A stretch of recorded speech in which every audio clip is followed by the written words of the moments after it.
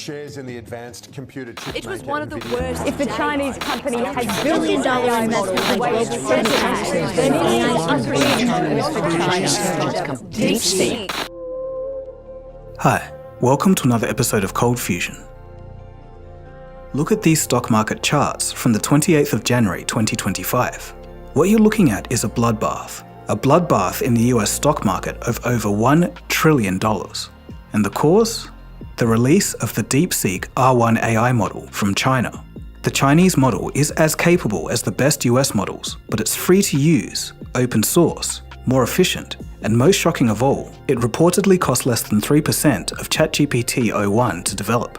Just 2 years ago on this channel, we were talking about an AI arms race between companies. Today that's evolved into an AI race between countries. In the one corner, we have the United States. They have a long history of technological dominance. But then on the other side, we have China, a country with a very different ideology and motives. In this race to dominance, it's not about weapons, but it's about developing systems that are designed to think, artificial intelligence. This race is reminiscent of the Cold War. Some have even dubbed these events as, quote, the Sputnik moment of AI.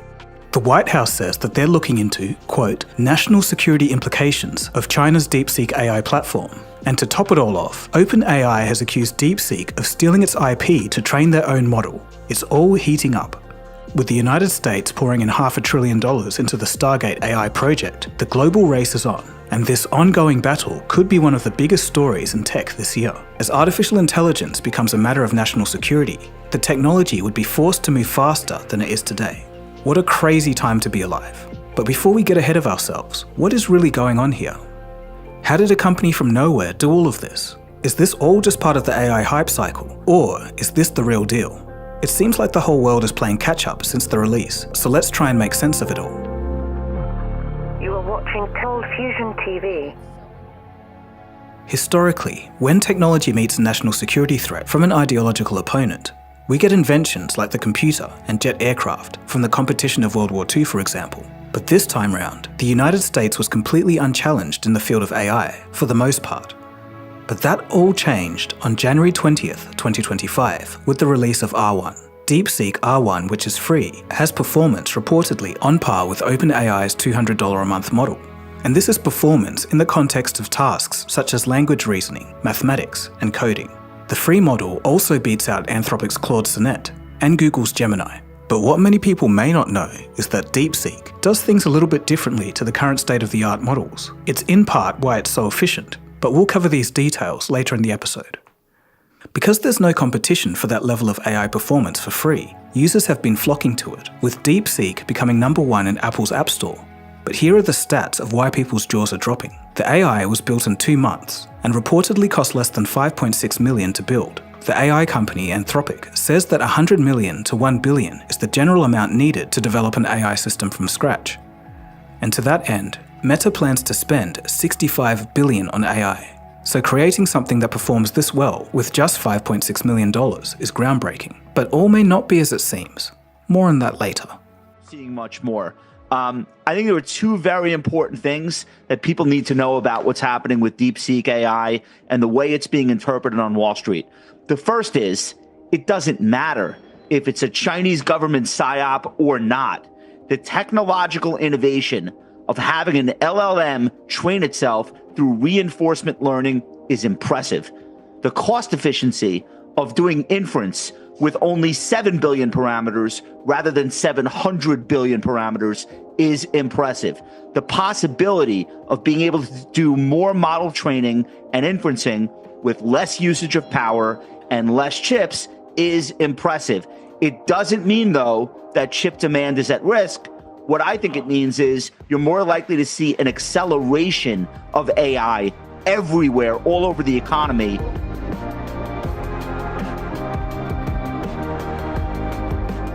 DeepSeek R1 being open source means that its code is freely available for whoever wants to use it, and for whatever they want to use it for. Users can modify it as they please, all for free. This is totally the opposite approach of OpenAI, which is pretty ironic. This is all horrific news for US AI companies, because it means that suddenly their costs are all out of balance. DeepSeek, with its 671 billion parameters, can run locally on a stack of M4 Mac Pros. In contrast, investors and companies have poured billions of dollars into American AI servers. After the shock of this release, now it looks like US companies have been spending too much money, using too much energy, and charging too much for the services that they've been providing. Maybe in the future, it's not going to be so much the models that would make the most money, but the applications that run on top of them. Has this all been a massive mistake from US investors? No one knows for sure, and that's why the markets are selling off. One bright spot for US companies, though, is that users of AI systems may not feel comfortable in giving their data directly to China, especially in corporate settings. In order to compete, Sam Altman, CEO of the ChatGPT maker, OpenAI, has announced that their GPT-3o mini model will now be given away for free. As for Mark Zuckerberg and Meta, they're internally panicking. But it's not just the Americans. Over in China, the effect is the same. Other Chinese tech giants such as ByteDance, the maker of TikTok, Alibaba, and Tencent have freaked out and had to cut the prices of their AI models to compete. And despite the low price charged by DeepSeek, it remains profitable while its rivals lose money. Interestingly, OpenAI told the Financial Times that they have evidence that DeepSeek was using the output from ChatGPT to train its own model. In fact, last year, they blocked OpenAI API accounts that they believe belong to DeepSeek, suspecting theft. The US government's official stance is that it is possible that IP theft has occurred. It should also be noted that it seems like Chinese AI developers are still managing to get their hands on top-of-the-line NVIDIA graphics cards, despite US sanctions. 厂商量产最贵的显卡，这是到货的200片，其中的一台，我们早上刚刚拆开，一会儿给大家看一下拆箱的过程。上一个视频啊，有一朋友，好多朋友在评论里说你这是违法的。咱们这事儿啊，咱们这确实违法，违了美国的法。特朗普会对这事儿很暴怒，对吧？我搞这些卡的这哥们儿啊。But that begs the question. Who are DeepSeek, and how did DeepSeek, seemingly overnight, build this thing?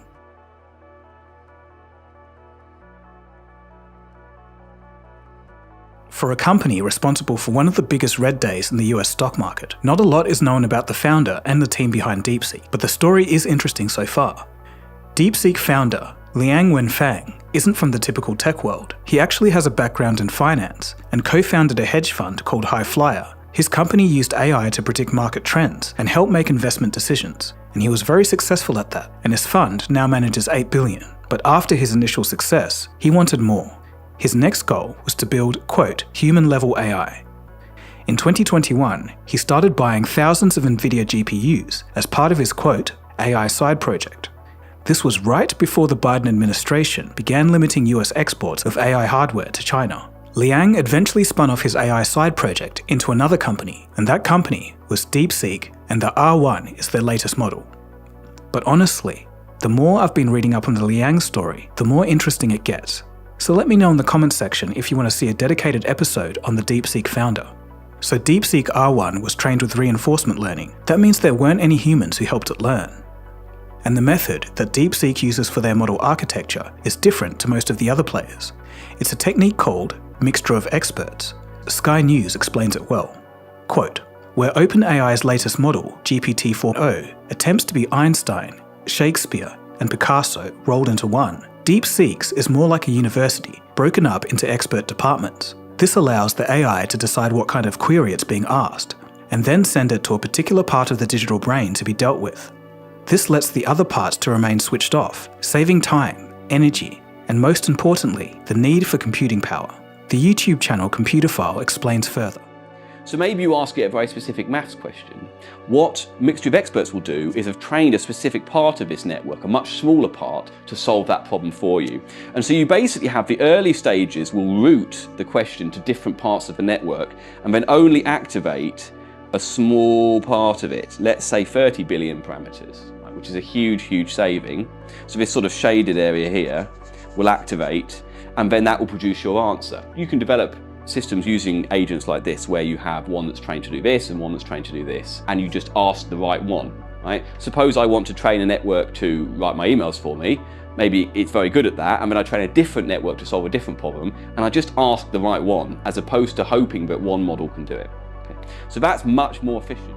To add to the efficiency is a process called distillation, basically using larger models to train smaller models in targeted domains. The result is equivalent performance with significantly less computing power. And this was the big shock for AI developers and financial markets. Making chain of thought reasoning completely open and visible was an interesting choice. OpenAI basically does the opposite. Does is essentially write down a step-by-step process for solving the problem and slowly solve it, and then write down the answer. You tend to get much better at solving problems that require multiple steps. If you want to just, why is the sky blue? It will just regurgitate that pretty easily from text it's learned on the internet. But if you're asking like problem-solving skills, it's hard to do in one shot. So you kind of take a little bit of time to just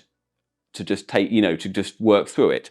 Now, OpenAI pioneered this chain of thought, but they don't tell you how they do it because it's all closed. And so it's not OpenAI at all, right, in some sense. So essentially you see a kind of précis summary version of the chain of thought, but it's not their actual internal monologue, which is essentially a trade secret. What R1 is doing is it's doing a chain of thought which is similar to O1, but it's fully public. They've released all the models, they've released all the code. You can talk to it, you can see the entire monologue, and they've also trained it with massively more limited data. So as mentioned earlier, things may not be as they seem. That cost figure of $5.6 million to create the model may not be complete. In fact, in a paper released by DeepSeek themselves, they mentioned that $5.6 million figure includes only the official training of DeepSeek v3 and does not include costs of prior research, experiments on architectures, algorithms, or data. That does put a question mark on all the headlines we've been seeing, that this thing was built for under $6 million. But whatever the real figure is likely to be much less than what US companies have been spending. In the latest news, DeepSeek has also dropped an open image model, and at this rate, a video model will probably soon follow, and it might even rival OpenAI's Sora or Google's anticipated VO2. In terms of search interest right now, DeepSeek now outpaces ChatGPT, and it became one of the most downloaded apps on the App Store. And then towards the end of January, things absolutely blew up and went wild. China, during Chinese New Year, went crazy. First, Alibaba comes out with Qwen 2.5 Max. It's a very capable AI that could one-shot this code animation. Just asking a computer to code an animation and then it goes out and does it is so intuitive that I think kids of the future will believe that this is how coding always worked. Alibaba's Qwen 2.5 Max outperforms DeepSeek and even GPT-4o in some tasks. And then there's Kimi K1.5, released around the same day. It's also a great performer, is multimodal, and can browse the web in real time.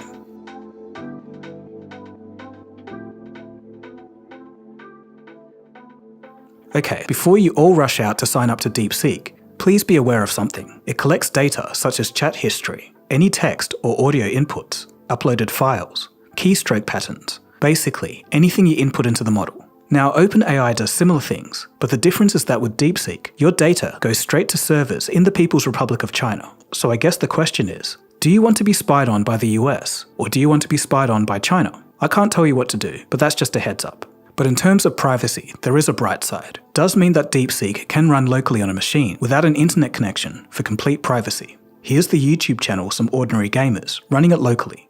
Code things for you. So for instance, I can ask DeepSeek, like, write me code for a simple login web page.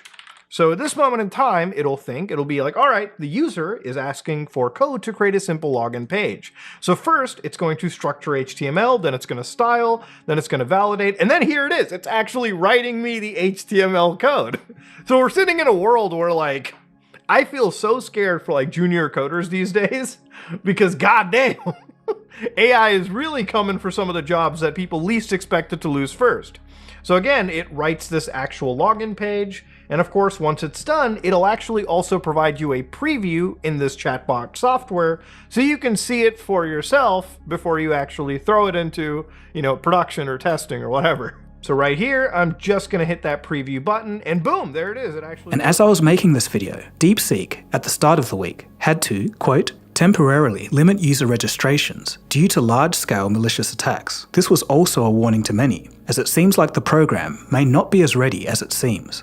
So what does Sam Altman think? He's only directly referenced the company once, saying, DeepSeek's R1 is an impressive model, particularly around what they're able to deliver for the price. We will obviously deliver much better models, and it's also legit invigorating to have a new competitor. We will pull up some releases. We'll see what's around the corner for OpenAI. But the joke is, AI took ChatGPT's job. But in all seriousness, I don't think that this is over. I believe that this is just the beginning of major competition.